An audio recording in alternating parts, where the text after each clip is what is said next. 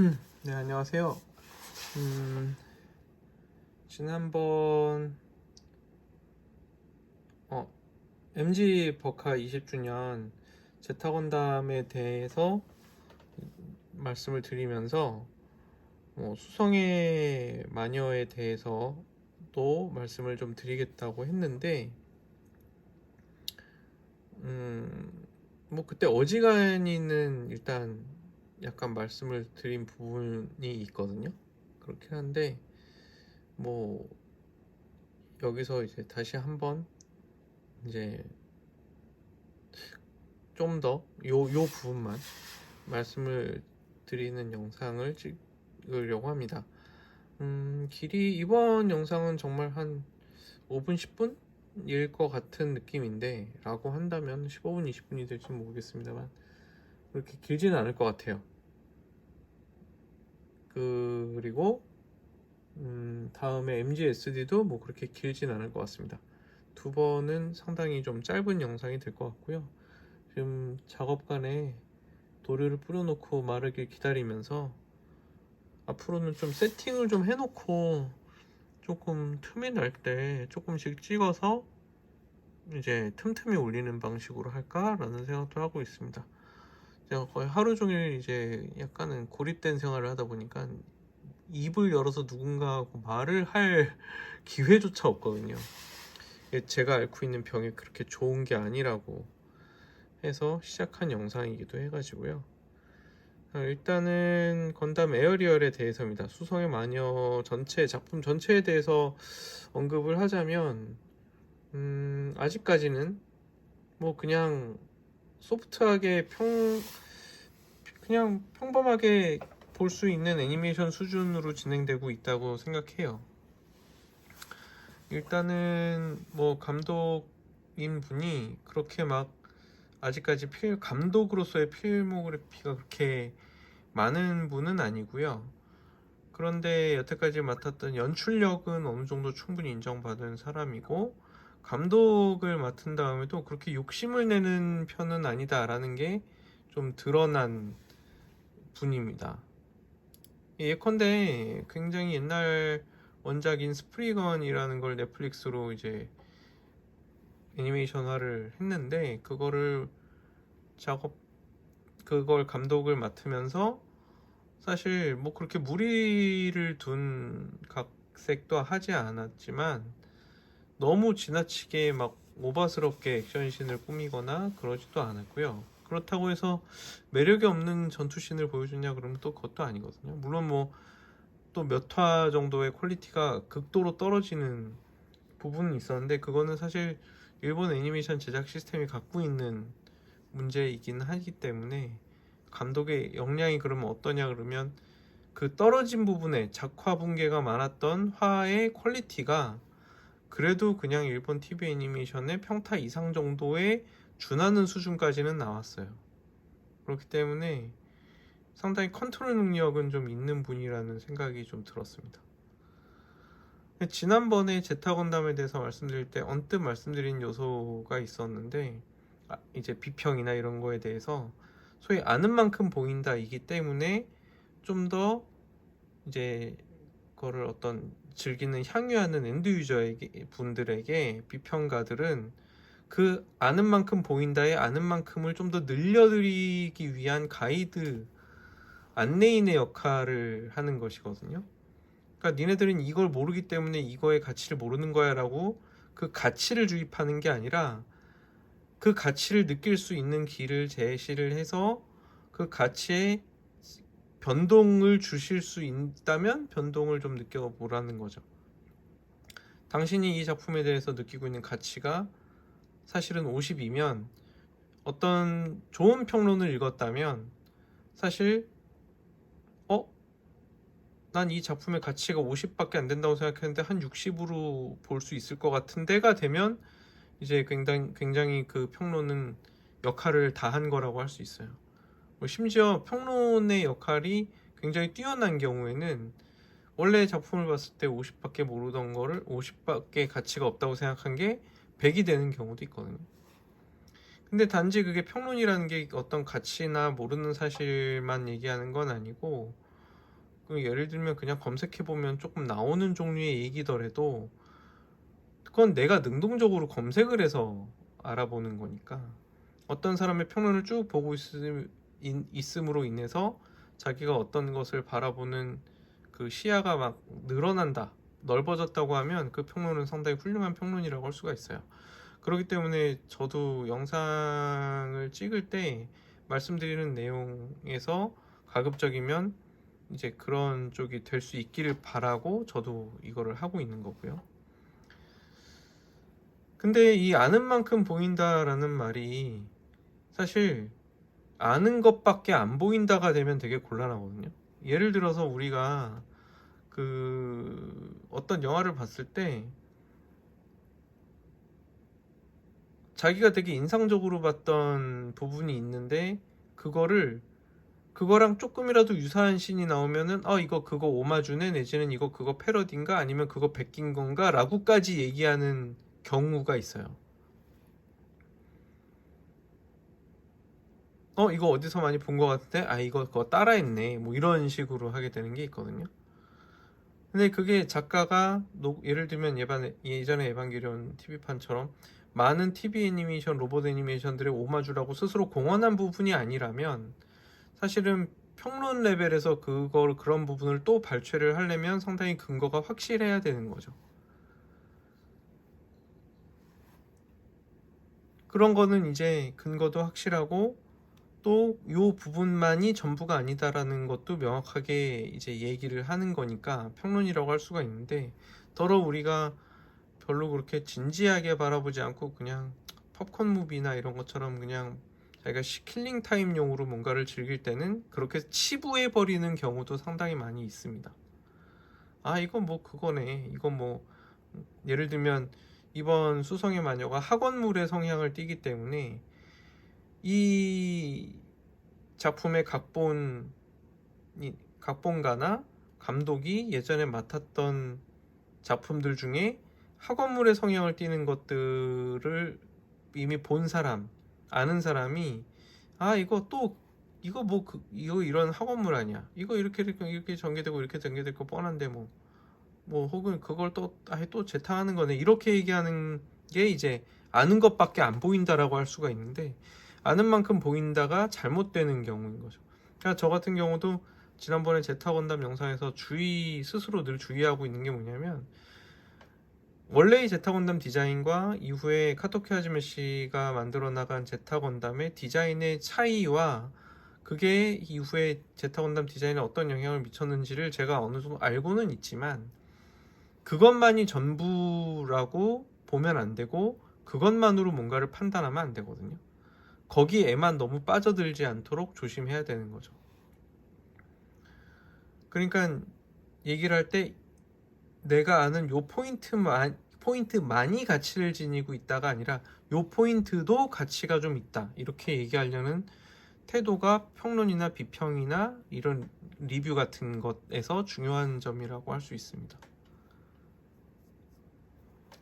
일단 수성의 마녀가 앞으로 어떻게 전개될지는 뭐 감독이랑 그런 분들만 아는 거지만, 저는 개인적으로 뭐 예를 들면 이게 뭐 건담답냐 아니냐 그런 부분에 대해서는 전혀 관심이 없어요. 잘 만들고 재밌는 애니메이션이냐 뭐 그런 것밖에. 그렇기 때문에 뭐 건담답냐 이런 거에 대해서는, 예를 들면 저는 근데 우주 세계에 대해서는 얘기가 틀려요. 우주 세계는 이미 30년 40년이 됐기 때문에 그것의 팬층들이 20, 30년 이상 즐긴 사람들이 있고, 그렇기 때문에 그 작품에 대해서 기대하는 바가 있기 때문에 어떤 사람이 그거에 대해서 그 부분을 조금 비틀어서 그 주제의식을 조금 비틀거나 해서 또 다른 우주 세계를 만들려고 할 때는 그 팬들이 생각하는 수준을 아예 한층 완전히 뛰어넘어야만 합니다. 예컨대 지금 뭐 반지의 제왕 같은 경우도 그렇지만, 많은 원작이 되게 오랜 세월이 흐른 고전이 된 원작을 건드릴 때는 그 고전의 코어 팬들이 갖고 있는 어떤 그 작품에 대한 가치를 명백하게 이해하고 그걸 한층 뛰어넘어야만 시장에 충격을 줄 수가 있고 팬들을 더 많이 흡수할 수가 있어요. 그러니까 마블 코믹스가 나중에 이제 마블 아이언맨 영화가 마블 유니버스가 이제 만들어지면서 영화 버전에서 디자인이든 세계관이든 뭔가 되게 많이 일신을 했죠. 근데 마블 코믹스의 히어로들이 갖고 있는 그 중요한 점은 그렇게 놓치지는 않았기 때문에 그거를 한층 더 뛰어넘는 미술과 캐릭터 해석과 여러 가지로 흩어져 있는 시나리오 중에 의미가 있거나 연결성이 좋은 것들을 다 새로 엮어서 내는 그 수준이 뛰어났기 때문에 그전엔 마블의 히어로가 뭔지도 몰랐던 사람들한테도 영향을 줄 수 있었던 거거든요. 물론 뭐 엔드게임 이후의 마블은 저는 마치 건담에서 역스페샤 이후의 우주세기 같은 느낌인데, 네, 아무튼 또 그쪽으로 가면 또 마블 팬들이나 DC 코믹스 팬들하고 싸워야 될 것 같으니까. 네, 아무튼 그런 건데, 이런 비우주세기 작품 같은 경우에는 그런 게 아니기 때문에 사실 무엇이 건담다우냐 뭐 이런 얘기를 할 이유 자체가 아예 없어요. 그거는 뭐 이걸 건담으로 받아들이느냐 안 받아들이느냐라는 것조차도 의미가 없고요. 왜냐면 이거는 뭐 정확하게는 건드암의 뭐 약간 그걸 붙여서 읽으면 건담이다라는 설정이기 때문에 뭐, 게다가 사실 타이틀을 수성의 마녀라는 말로 좀 더 하고 싶었던, 좀 많이 건담, 기동전사 건담이라는 글씨 자체가 그렇게 눈에 안 들어오죠. 그렇기 때문에 여러 가지로 제작진이 그냥 새로운 애니메이션, 메카닉 애니메이션의 하나로서 이거를 봐주었으면 좋겠다라는 부분이 좀 많이 들어오는 작품이고요. 일단 여주인공이라는 것도 사실 영상화된 건담 중에는 첫 작품인가 그럴 거예요, 아마. 뭐 소설인지 코믹스에선지는 있다고 그러는 것 같기도 합니다만은, 뭐 게임에서는 여자들만 주인공인 건담 시리즈가 게임이 하나 나온 적 있죠, 최근에. 아무튼 좀 신선한 부분이 많이 보이는데, 이제 그 각본가들이 각본가가 코드기어스를 낳은 아버지이기도 하고 그렇기 때문에 정교한 이야기를 구축해 나가는 데는 굉장히 뛰어난 분입니다. 그러니까 향후 전개가 좀 여러 가지 충격적인 전개도 당연히 어느 정도는 있을 거고, 학원물 같은 분위기도 나름 굉장히 좀 잘 하시는 분이기도 하고, 감독이 꽤 절제가 굉장히 괜찮은 분이라는 거. 그렇기 때문에 어느 정도는 그렇게 막 그 각본가가 원래 좋아하는 종류로 심하게 뭐 너무 지나치게 고어하거나 충격적인 뭐 그런 이야기 전개는 될 것 같지는 않기는 해요. 물론 어느 정도는 이미 프롤로그에서도 보여준 바가 있는데, 그러면 이제 그 프롤로그 얘기가 나왔으니까 말입니다만은, 프롤로그에서 보여주는 게 이제 건드암이라는 거를 만들어서 어느 정도 실용화를 하고 있는 곳에 이제 다른 군수 회사 내지는 뭐 메카닉 회사라고 해야 될지 다른 기업체들이 연합해서 부대를 파견을 했는지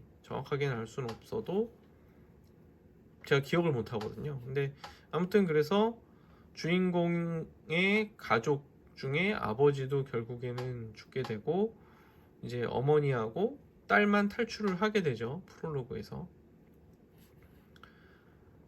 이제 그때 프로토타입으로 보이는 르브리스라는 기체를 가지고서는 이제 탈출을 하게 됐는데, 그 다음에 이제 프롤로그가 끝나고 나서 이제 애니메이션이 시작할 때 설정을 이 수성의 마녀 설정을 보여주는 짧은 토막 소설 비슷한 설정문 같은 거를 반다이에서 공개를 했어요.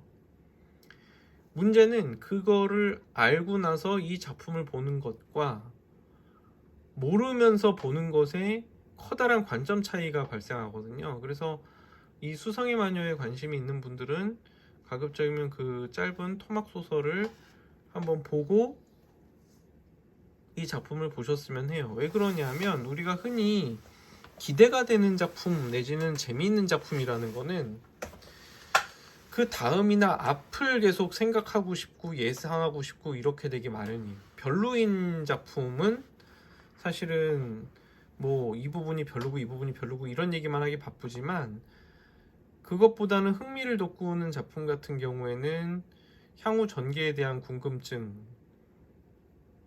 이런 이야기를 보여주지 않을까라는 궁금증, 특히 이게 연재물의 특성인데요. 잘 만든 것일수록 그렇다는 거죠. 그런데 그 설정문을 알고 보면 그게 더 많이 늘어나게 돼 있는 부분이 있거든요. 근데 그거를 모르고 바라보면 조금 상상의 폭이 조금 줄어들게 됩니다. 그만큼 좀 중요한 설정인데 그걸 왜 굳이 따로 뺐는지는 잘 모르겠어요. 초반에 학원물 분위기하고 너무 동떨어져서 그런가 라는 생각도 듭니다. 예를 들면 프롤로그는 사실 굉장히 요즘 말로는 매운맛 같은 거니까요. 뭐 사람들이 많이 죽고 그러니까. 네, 아무튼 뭐 그 설정문, 아니 그리고 또 이런 종류의 어떤 내용이 있는 서사적인 콘텐츠들 중에 또 어떤 거는 정말 잘 만드는 건 뭐냐면, 여기서 주인공이 이런 식의 행동을 했으면 이런 전개가 되지 않았을까? 그리고 내가 이 소설 안에 어떤 등장인물이어서 이 부분을 이렇게 해서 이 안타까움, 예를 들면 어떤 인물이 죽었을 때, 어렸을 때 그런 내용들을 보면 내가 그 안에서 활약을 하고 싶어지는 게 있죠. 그게 정말 잘 만들어진 이야기의 이제 속성 중에 하나거든요. 예컨대 삼국지를 본 사람들은 자기가 삼국시대에 태어나서, 삼국지 연의를 본 사람들은 삼국시대에 태어나갖고 뭔가 활약을 하는 상상을 하게 되기도 하고요. 무협지 같은 경우도 마찬가지 그런 걸 불러일으키는데, 그런 게 이제 나중에 용랑전 같은 만화로 돼서 이제 삼국시대로 타임슬립한, 그러다가 이제 그런 부분들이 쭉 늘어나면서 어떤 건 이제 이 세계, 소위 게임 판타지 세계에 들어가기도 하고 뭐 이런 식으로 쭉 바뀌어온 부분이 있죠. 지금은 뭐 이세계물 혹은 타임슬립물 이런 거 되게 많이 보편적으로 장르화가 됐는데, 사실 진짜 잘 만들려면은 사실은 그 안에서 그거를 자기가 풀고 있는 게 아니라 독자가 사실 거기에 말려들 만한 매력이 있어야 돼요. 근데 지금 뭐 대부분의 이세계물이나 이런 거는 썩 그런 느낌까지는 주고 있진 못하죠. 향후 전개도 뭐 대부분 보면 파워 인플레이션 정도지 사건의 전개라고 보기는 좀 어렵고요. 자, 그러면 일단 약간 스포일러주의라는 부분은 제가 글 제목에 붙여놓을 거긴 한데, 그 설정문의 가장 핵심적인 내용은 두 가지라고 할 수 있어요, 개인적으로는.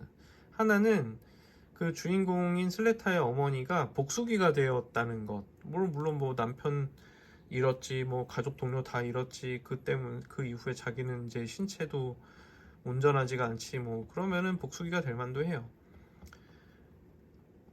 상당히 심한 복수기가 되어 있다라는 부분과, 이제 또 하나의 요소는, 이거를 뭐 이게 중요하다고 얘기할 수도 있고 저게 중요하다고 얘기할 수도 있는데, 하나는 건담 에어리얼이 어느 정도 자아를 가지고 있는 인공지능이라는 겁니다. 그냥 인공지능이라기보다는, 그러니까 인간의 어떤 행위를 대신해서 편리하게 해주는 정도가 아니라 자아를 가지고 있는 인공지능이라는 느낌을 가지는 묘사가 좀 있어요. 그러니까 뭐냐면, 그 어머니는 그 세상에 대한 자기를 그런 자기가 속해 있었던 그런 군사 기업, 이런 거대 MS 기업들에 대한 복수를 생각을 하고 있고, 그것의 수단으로서 에어리어를 사용하려고 하는 부분이 있습니다. 그리고 에어리얼은 그 자신도 그 복수에 대해서 동의하는 부분이 있어요. 그런데 그 복수극에 어머니는 딸을 집어넣으려고 하고 있거든요. 근데 딸한테 노골적으로 너 앞으로 내가 시키는 대로 이렇게 해서 복수를 해라 이렇게 하는 게 아니라, 그 복수국 전체를 꾸며놓고 그 안에서 이제 에어리얼은 이미 그 복수국의 어느 정도 전모를 알고 있는 상태인데, 그 슬레타를 끼워 넣는 거에 대해서는 거부감을 가지는 묘사가 있습니다. 슬레타는 끼워 넣고 싶지 않은 거, 자기는 이제 자기를 낳아준 어머니이기 때문에 그 어머니가 명령하는 거에 대해서는 자기는 수행을 하려고 해요. 그런데 슬레타만큼은 거기에 포함시키지 않았으면 하는 그런 묘사가 있습니다. 이 부분이 좀 되게 중요한 거죠. 그 자아를 가졌다는 것과 이제 복수에 참여시키고 싶지 않다는 것. 근데 중요한 거는 자아를 가진 건담 메카닉, 요즘에 뭐 어차피 AI가 화두라서 상당히 시의적절한 소재라고 생각을 해요. 그러니까 뭐냐면 건담들은 여태까지는 파일럿의 능력을 증폭시키고 되게 뛰어난 기체다라는 거에서 조금 더 나아가서 하나의 인격을 가지는 캐릭터로서 하려고 한다는 부분이 조금 있는 거죠. 물론 이거를 프롤로그 소설에 분명히 이렇게 넣어놨는데 나중에 그거를 안 써먹는 일이 벌어질지 모르겠는데, 코드기어스 정도까지 쓰는 그런 분이 그거를 그렇게 하실 것 같지는 않고요. 물론 이게 아는 만큼 보이는 건지 아는 것밖에 안 보이는 건지가 될지는 되게 의문입니다. 그 조심스러운 부분인데요. 근데 아무튼 에어리얼은 자아를 가졌다. 그것도 자기가 어느 정도 좋아하는 인물을 어떤 사건에 말려들게 할지 말려들게 하지 않고 싶은지조차 있을 정도의 자아를 갖고 있는 기체라는 거죠. 이게 예를 들면 이후에 이 애니메이션에 등장하는 다른 건담 기체들이 마찬가지로 조금씩 다 자아를 갖고 있을 것인지, 아니면 에어리얼만 독특한 한 발 더 나아간 강자를 가진 그런 기체가 될 것인지, 그런 것에 대한 상상도 하게 만들기도 하고요. 그 다음에 지금은 인물관계만 부각되고 있지만 사실은 그게 아니라는, 메카닉까지 포함된 인물관계가 될 수도 있다는 거죠. 그냥 물론 뭐 잘못 다루면 고작 트랜스포머랑 비슷한 수준으로 갈 수도 있어요. 그렇기 때문에 이 부분의 갈등과 심리 묘사가 어떻게 될지가 앞으로 주목되는 부분입니다. 제가 오늘 에어리얼에 대해서 얘기하고 싶은 포인트를 말씀드리기 전에 미리 깔아둬야만 하는 얘기도 해요. 이 자아를 가진 건담이라는 존재가, 일단 애니메이션에서 제가 캡처를 몇 개 쭈루룩 떠놨는데 그걸 보면서 말씀을 드릴 텐데, 오늘의 핵심은 뭐냐면 건담 에어리얼을 이해하는 방식이거든요.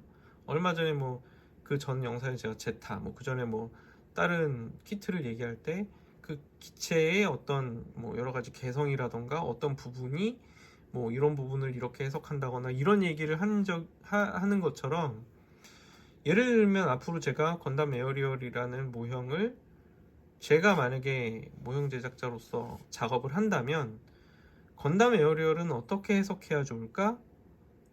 라는 부분에 있어서의 제 관점입니다. 얘는 개인적으로 얘기하면은 제작진의 의도가 어느 정도는 보이고 있는 작화를 보여주거든요. 그렇기 때문에 사실은 그냥 뭐 디테일업하고 프로포션 바꾸고 뭐 이런 차원의 작업으로는 과연 뭐 건담 에어리얼이라는 이 수성의 마녀라는 작품과 건담 에어리얼의 설정에 대해서 깊은 이해가 있다고 하기는 조금 애매할 수도 있다는 생각을 했어요. 일단 캡처를 보면서 말씀을 드리면, 물론 1화의 내용도 뭐 약간 그런 부분이 있어요. 다른 사람이 탑승했을 때 유난히 둔한 움직임을 보이는 게 다른 탑승자한테 들키지 않으면서 이제 싫다는 거부감을 드러내는 걸로 해석되기도 해요. 그 설정문을 보고 나서 1화를 보면. 근데 아무튼 1화인데 여기서 이제 그 첫 등장신에서 일단 손그림으로 추정되는, 지금 보면 맨 처음에 있는 그림이 나오고요. 그 이후에 보시는 것처럼 CG로 된 그림이 연속으로 진행이 됩니다. 그래서 나와서 CG로 된 기체가 나와가지고 이제 구하러 가거든요. 표류 상태인 히로인을 구하러 가는데, 여기까지의 이거 왜 여기 왔어?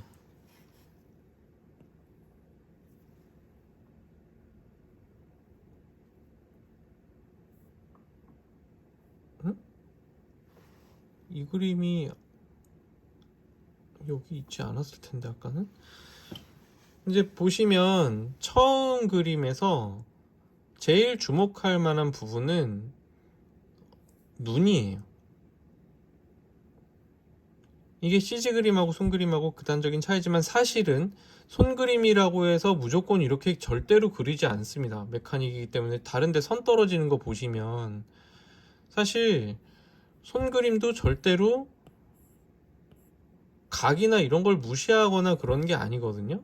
근데 이제 보시면 아시겠지만 CG, 명백하게 CG라고 되어 있는, 우리가 알 수 있는 이 컷에서는 이 얼굴과 눈을 자세히 보시면 어느 각도에서 보나 표정이 다르다고 생각되는 부분은 없습니다. 심지어 이 얼굴 약간 해골 같아서 그다지 호감적이지도 않아요. 그래서 처음에 이 디자인이 공개되고 이후에 뭐 키트가 나오고 뭐 그랬을 때도 별로 뭐 그렇게 호감이 가는 마스크를 하고 있다고 보기는 좀 어려웠습니다. 그래서 차세대 건담 치고 얼굴을 조금 더 호감 가게 디자인을 하면 좋지 않았을까? 왜 이랬을까? 라는 생각을 했을 정도였어요, 저는. 다른 데 몰라도 얼굴만큼은 조금 뭔가 약간 이 부분이 보통은 일반적인 건담 페이스였으면 여기서 요 마스크가 잘려 있을 거거든요. 근데 굳이 이렇게 생김으로 해서 여기가 마치 해골의 그 광대뼈 아래 턱 주변 홀쭉하게 들어간 부분을 연상하게 하니까 약간 해골 같은 마스크가 됐습니다.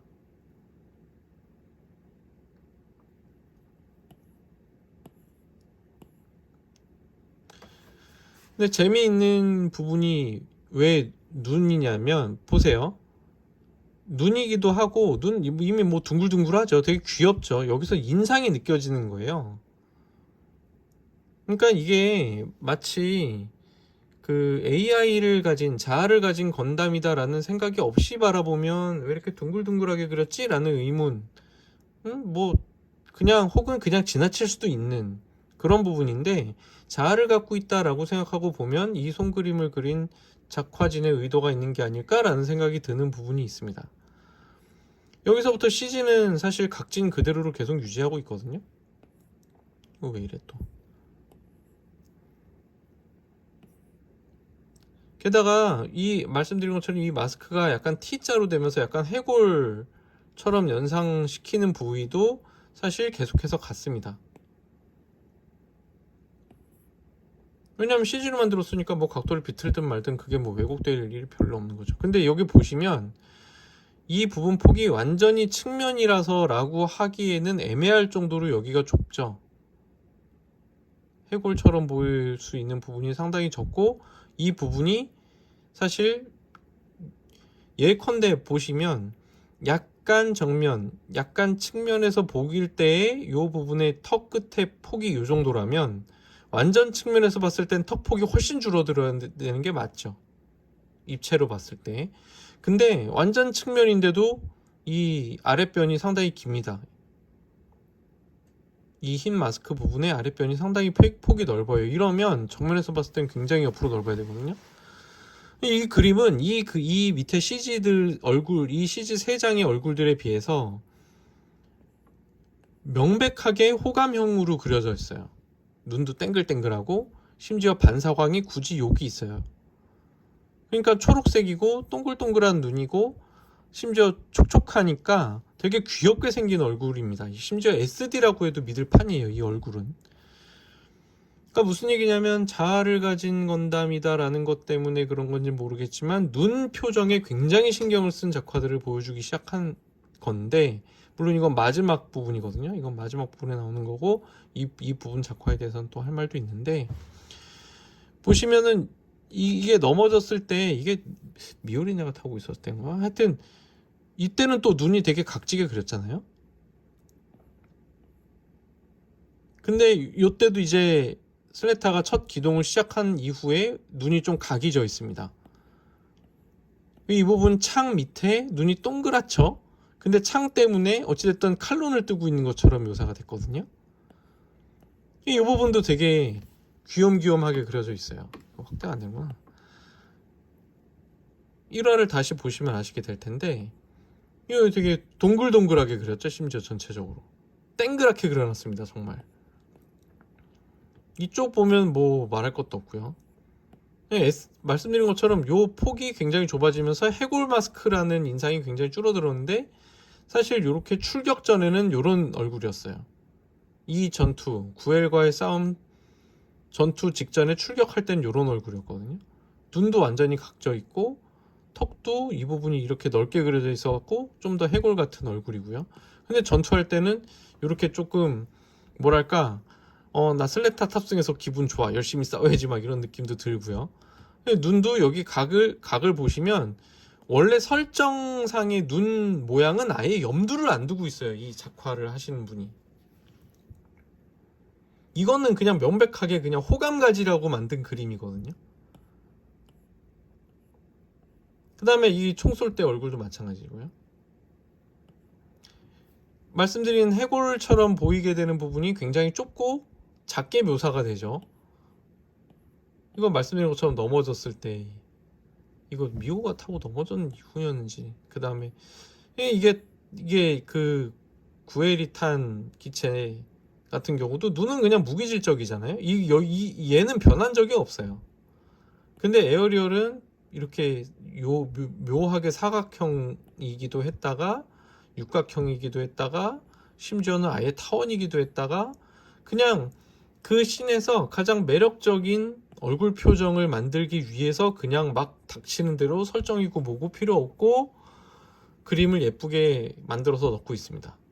사실 이게 인공지능 기체다, 자아가 있다라는 자아를 가진 인공지능 기체다라고 생각하면서 보는 것과 안 보는 것의 차이를 많이 느낄 수 있는 부분이에요.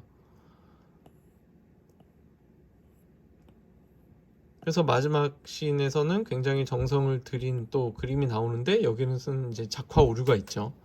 이 빨간 턱이 사실은 밑에 이렇게 여기만 빨간데 턱받이만 빨간색인 게 원래 설정이지만 여기서 보기 좋게 설정이 틀어져 있어가지고 이제 소위 우리가 혓바닥이라고 하는 분들도 있지만 요 건담 턱의 빨간 부분까지도 빨간색으로 칠해져 있습니다. 그러니까 뭐냐면 약간 웃기긴 한데 예쁘게 그리려고 막 정신없이 하다 보니까 그냥 자기가 생각할 때 예쁘니까 여기를 칠해버리는 느낌이에요. 마치 하다 보니까 그래 건담은 여기가 빨간색이지 라는 느낌도 있고 여기가 빨간색인 것도 굉장히 매력이 있죠. 개인적으로 이게 더 매력이 있다고 생각하는데 그러니까 뭐냐면 여기도 눈을 보시면 엄청 귀엽거든요. 그러니까 아직 어린아이다라는 느낌도 좀 있어요. 슬레타도 뭐 아직은 소녀죠. 그러니까 뭐냐면 제가 만약에 건담 에어리어를 작업을 한다고 그러면 이런 포인트를 살리는 데 중심을 둘 거예요. 사실 뭐 메카닉스럽게 막 여기저기 막 직선으로 떨어지는 패널 라인을 추가하고 몰드를 더 때려박고 이런 것보다도 전체적으로 더 유려하게 곡선미를 가지게 하고 눈도 사실 뭐 교체할 수 있는 부위가 있다면 눈도 땡그란 눈과 뭐 이런 눈을 넣고 싶고 뭐 이런 거죠. 그러니까 저는 개인적으로 저희가 이제 2차 창작자로서 1차 창작자가 만들어 놓은 것을 이제 조금 더 제품으로서 꾸며서 뭔가를 사람들한테 보여준다. 그리고 그게 내가 이 작품을 바라보는 방식이다. 그게 그 부분이 저는 이런 2차 창작자로서의 이제 창의성이거든요. 그렇기 때문에 만약에 건담 에어리어를 바라본다면은 사실 저는 그런 식으로 바라보고 작업을 할 것 같습니다. 이게 아무쪼록 하여간 조금 이런 수준의 작화와 의도나 이런 것이 물론 이 의도는 제가 해석한 거라서 실제로 제작진이 그런 의도를 가지고 있는지를 알 수가 없어요. 요 전에 버카 제타 건담 리뷰도 마찬가지입니다만 어디까지나 저의 뇌피셜에 가까운 건데 근데 제가 뭐 이런 콘텐츠를 오랫동안 바라봐 오면서 뭐 어느 정도는 그게 쌓여 있기 때문에 약간 일종의 작은 통찰력 같이 작용하는 부분이 있기는 하거든요. 그리고 사실 그게 사실이 아니더라도 듣는 사람이 그럴싸한데 그럴싸한 해석이야 라고 생각하게 되면 그건 어느 정도는 설득력이 있는 거고, 그거는 그 작품을 제작한 사람들이 알 수도 있지만 모를 수도 있지만 어찌됐든 의도하지 않았지만 작가가 의도하지 않은 그 작품의 감춰진 속성 중에 하나가 되는 경우도 있어요. 만약에 제가 에어리를 만든다면 요 마지막 씬에 저 턱 부분이 저 부분까지 빨간색인 그런 설정을 가지고 작업을 할 것 같아요.